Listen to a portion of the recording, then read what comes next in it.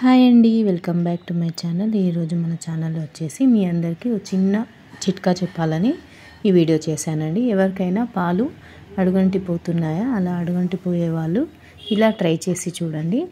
First పాలు మనం వేడి చేసుకునే గిన్నెలో అడుగున కొన్ని వాటర్ వేసుకోవాలి. వాటర్ పోసుకున్న తర్వాతనే పాలు పోసుకోవాలి. పాలు మాత్రం చల్లటి పోయకూడదండి, కొంచెం కూల్ తగ్గినవే పోయాలి. ఫ్రిడ్జ్లో పెట్టి తీసినా బయటికి వెళ్ళి తెచ్చిన చల్లగా ఉంటాయి కదా ప్యాకెట్ పాలు.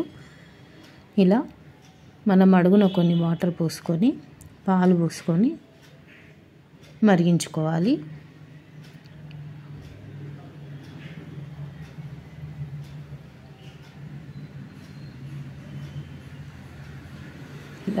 ఇలా అడుగున వాటర్ వేసుకొని తర్వాత పాలు పోసుకొని మరిగించుకుంటే మనకు పాలు మాత్రం అస్సలు అడగంటవండి.